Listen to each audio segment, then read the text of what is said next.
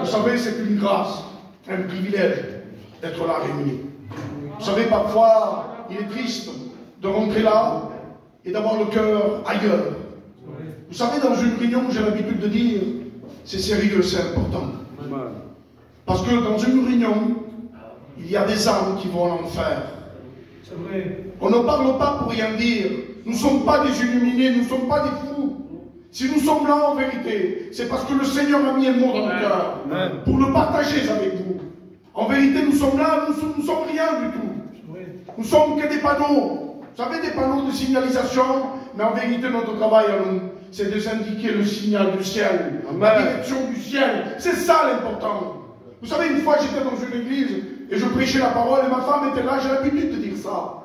Et elle me disait, tu sais, quand tu montes, tu as l'air triste, sérieux. Je lui ai dit, mais c'est normal. C'est normal parce que dans une réunion, il y a des gens qui vont mourir. Il y a des gens qui sont condamnés à aller en enfer. Je ne suis pas obligé de venir ici en rigolant, en vous disant, allez, tout va bien, on va rigoler, on va chanter, on va s'amuser. C'est pas ça en vérité l'évangile. L'évangile, c'est sérieux. L'évangile, vous pouvez passer de la mort à la vie. Là, je peux rire. Si tu acceptes le Seigneur ce soir. Vous savez, j'étais là, j'étais assis, et j'étais là, j'étais en train de réfléchir dans mon cœur. Vous savez, si nous sommes dans des tribunaux, dans des choses comme ça, nous voulons le meilleur avocat. Et nous sommes spécialistes de ça, et nous voulons le meilleur toujours. Alors, nous allons chercher le meilleur avocat. Et là, nous allons devant le tribunal. Et là, le juge se lève, bien sûr que l'avocat va prendre la place, il va plaider comme lui, il va vouloir. Et là, le juge va dire, écoutez, levez-vous pour l'accuser. Et là, vous savez que l'avocat se lève en même temps que vous. On dirait que c'est lui aussi qui va être condamné. Et là, le juge va donner la sentence. Mais l'avocat, vous savez même qu'il soit le meilleur. Car la sentence tombe sur toi. Et l'avocat, à la fin de la plaidoirie, lui, il est payé, il s'en va. Il te laisse dans tes tracas, dans tes soucis, dans ta condamnation. Mais je vais te dire que ce soir, il y a le meilleur des avocats. Amen. Il s'appelle Jésus. Amen. Tu n'as rien à payer. Lui, il a payé à ta place. Ce qui devait tomber sur toi est tombé sur lui. C'est ça l'important. Est tombé sur lui. Il a payé un grand prix. Mais j'aimerais te dire ce soir que le Seigneur veut te faire du bien. Amen. Parce qu'en vérité, nous avons un Dieu grand et d'amour. Un Dieu rempli, capable de te donner ce que tu as perdu. L'ennemi est tellement méchant. L'ennemi veut te faire du mal. Mais avant tout, vous savez, il est bon de parler. Mais de parler de la part de Dieu, c'est mieux. Et de parler avec la parole de Dieu, encore c'est mieux. Alors avant tout, pour ceux-là qui ont une Bible, nous allons lire dans 2 Samuel 9, 3. Et nous allons le lire ensemble. Et j'aime bien écouter, vous savez pourquoi j'aime bien lire la parole de Dieu? Parce que dans la parole de Dieu, c'est important. Tous les mots sont importants. Et vous allez comprendre pourquoi. Nous allons le lire ensemble. Pour ceux qui ont une Bible. Le roi David, je résume un peu l'histoire avant. Le roi David vient de prendre le trône. Et lui, il veut faire du bien. Alors il cherche quelqu'un pour faire du bien de la maison de Saül. Alors nous allons le lire ensemble. Le roi dit, n'y a-t-il personne de la maison de Saül pour que juge envers lui de la bonté de Dieu? Et un serviteur qui se trouvait là lui répondit, au roi, il y a encore un fils de Jonathan, perclus des pieds. Et le roi lui dit, où est-il? Et le serviteur répondit, il est, au roi, il est dans la maison de Maki, fils d'Amiel, à Lo-Débar. Et le roi David l'envoya le chercher dans la maison de Maki, fils d'Amiel, à Lo-Débar. Et Méphibosheth, fils de Jonathan, petit-fils de Saül, vint auprès de David. Il tomba sur sa face et se prosterna devant David. Et David lui dit, Méphibosheth. Et il lui répondit, me voici, ton serviteur. Et David lui dit, ne crains rien, car je veux te faire du bien. Amen. Le Seigneur, et nous disons fort Amen. Amen. Vous savez, le Seigneur veut te faire du bien dans cette soirée. Je vous résume l'histoire. Cet homme, en vérité, Méphibosheth, c'était un homme qui était fils de prince. Il était prince. Mais les aléas de la vie l'ont ramené au loin. Nous étions destinés à être vraiment dans la présence de Dieu, dans le contact de Dieu. Et par le péché d'un seul homme, nous sommes destinés à la perdition. Alors j'aimerais te dire que le Seigneur t'appelle dans cette soirée. Alléluia. Cet homme, Méphibosheth, son nom veut dire, vous savez ce que ça veut dire, son nom? Son nom veut dire, écoutez-moi bien, veut dire perdu, abattu, frappé, idole, la honte. Tu sais, mon ami, le péché est tout ça. Le péché te met au banc. Le péché, en vérité, il t'enlève même ton nom à toi. C'est vrai. On t'appelle plus tel nom. Non, loin de là. On t'appelle lui. C'est un drogué. Lui, à lui, il boit. Mais lui, il se bat, mon porte-pêche. Fugir pour tout le temps pour même. Voilà ce que fait l'ennemi.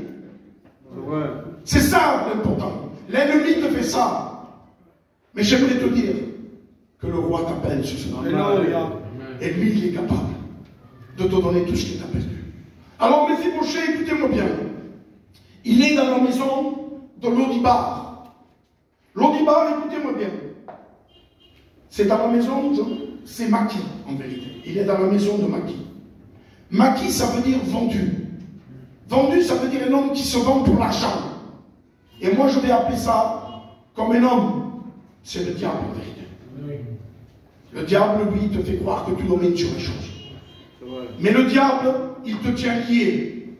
Il fait croire que tu domines sur les choses, sur la drogue, l'alcool. Tu vas dire non, je m'en sortirai. Je fais comme les autres le font. Mais en vérité, non. Il te condamne. Il veut te garder. Il est dans la maison de... Écoutez-moi bien. Et à Lodibar, ça veut dire même pas un pâturage.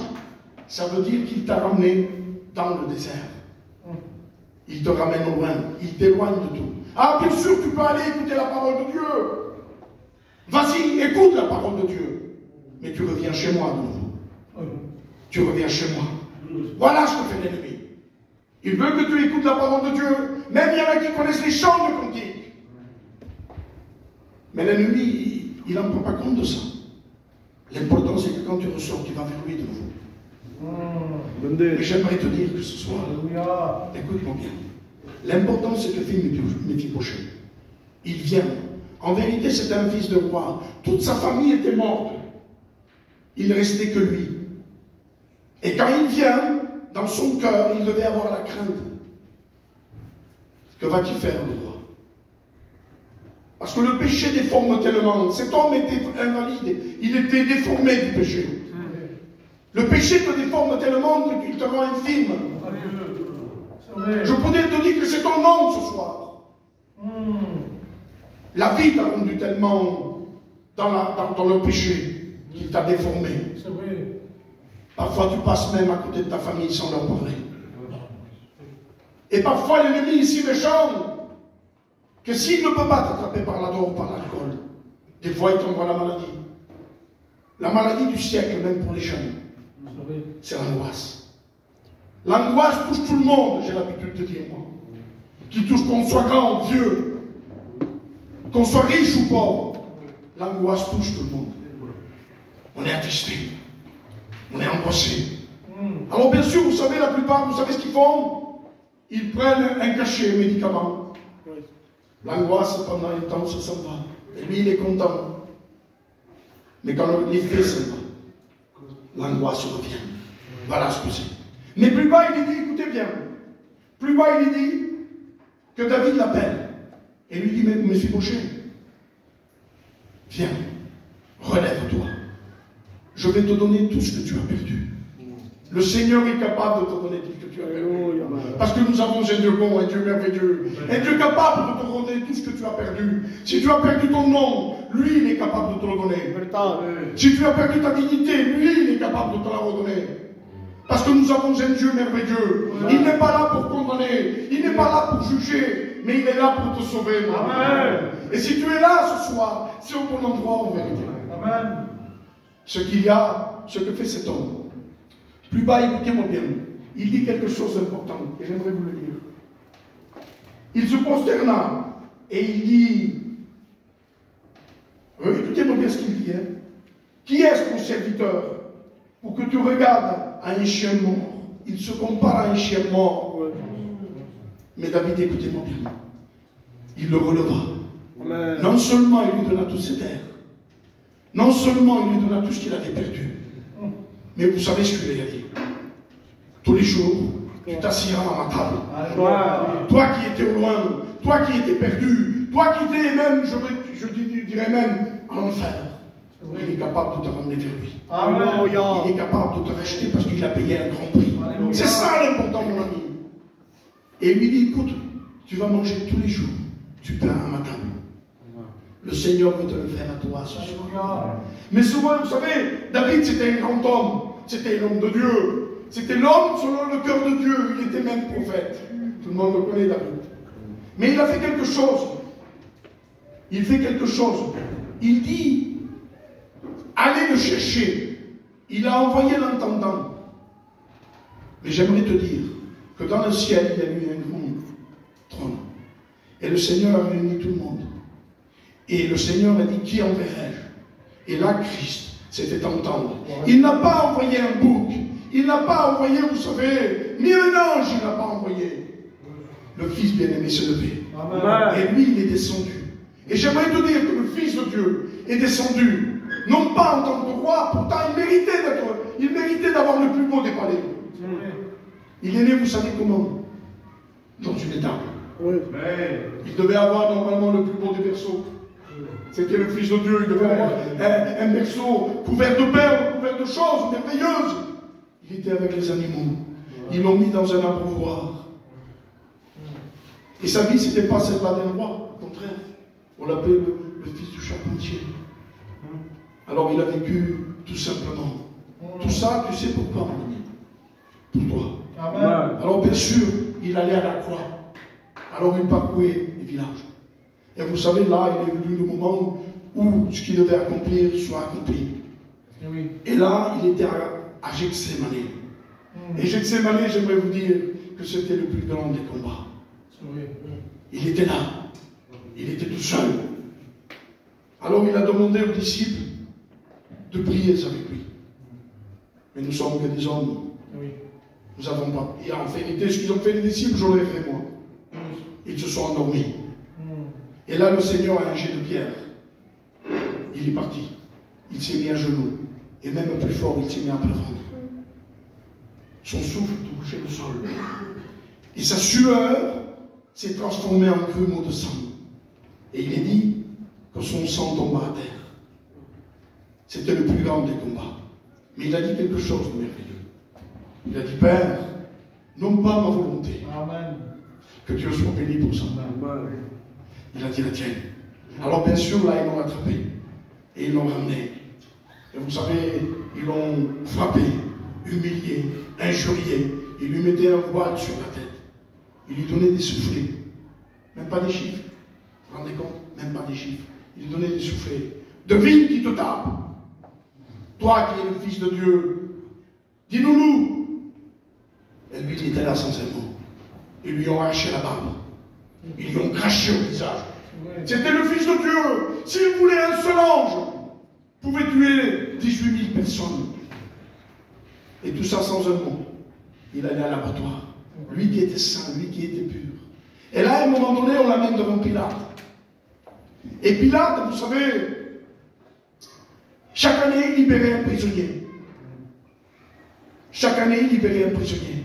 Alors là, on l'amène devant Pilate et Pilate le mène devant la foule. Écoutez-moi bien. Mais le Seigneur, avant d'aller à la croix, il guérissait beaucoup de malades et de paralytiques. Et même, il libérait des gens qui étaient dans l'esprit, qui étaient dans l'esprit malin. Il est libéré, le Seigneur. Et là, à un moment donné, il lui demande, qui voulez-vous que je libère? Et la foule clama, Barabbas. Mais je pourrais te dire, mon ami, tous ces gens qu'a guéri Jésus, tous ces gens qu'a libérés, tous ces aveugles qui ont vu, tous ces miracles qui ont été faits par Jésus, où ils étaient tous ces gens-là? Normalement, on devait les entendre. Il devait dire, libérez-le, c'est le Fils de Dieu, il m'a sauvé, il m'a donné la vue. On ne les a pas entendus. Alors lui, il est allé jusqu'au bout. Et même sur la croix, je voulais te dire, il était merveilleux. Même sur la croix, au dernier moment, vous savez, On l'a tellement, il était ensanglanté. On voyait ses os. Son sang a été versé. Et là, il était là, à 2 minutes sur la croix. Il rendit l'âme. Et là, il y avait un centenier. Il y avait un centenier là. Et moi, je ne comprenais pas en vérité. Je lisais l'histoire, et ce centenier, vous savez ce qu'il disait? Il disait, assurément que cet homme était le Fils de Dieu. Mais je ne comprenais pas, moi. Cet homme, il était sur une croix, à 2 minutes, au milieu des brigands, et lui, il le voyait en tant que Fils de Dieu. Parce que même sur la croix, son amour et son regard n'avaient pas changé. Parce que la dernière fois qu'il... Regardez les derniers mots qu'il dit. Ces mots étaient pour toi, mon ami. Pour nous. Sinon, tu ne serais pas là ce soir. Il dit, Père, pardonne-leur, car ils ne savent ce qu'ils font. Même sur la croix, en vérité, il était roi. Il était merveilleux. Son sang était royal, en vérité. Alors j'aimerais te dire, mon ami, si tu es là dans cette soirée, ce n'est pas un hasard. Ce n'est pas une coïncidence. C'est parce que le Seigneur a payé un grand prix cette réunion. Alors je vais te dire quelque chose. Même avec mes mots, même la parole de Dieu, vous savez, un semeur sort, il sème. Mais la parole, elle tombe. La parole est merveilleuse, la parole est bonne. La parole, vous savez, elle fait du bien. Elle fait renaître en vérité. Mais ce soir, c'est à toi. Qu'est-ce que tu vas faire ce soir? Veux-tu être comme cet homme qui s'est humilié devant Dieu, qui a demandé pardon, et que chaque jour, lui, il mange avec le Seigneur? Ou veux-tu repartir tout triste, de la même manière que tu es rentré? Veux-tu repartir, je vais dire, perdu? Bien sûr, tu vas repartir comme tu étais venu. Ah, c'est plus bien ce soir. Les chants, les cantiques, même la parole de Dieu, il a dit des belles choses, mon frère. Mais tu vas repartir perdu. Le but de la réunion, ce n'est pas ça. Le but de la réunion, mon ami, c'est que tu acceptes le Seigneur. Amen. Parce qu'il a payé un grand prix. Je voudrais te dire qu'il t'aime. Il t'aime d'un amour vrai. Alors, sois intelligent, et je sais que tu l'es. Accepte le Seigneur. Amen. Et nous allons nous incliner. Et pendant le temps que le frère va venir ici, pendant ce temps,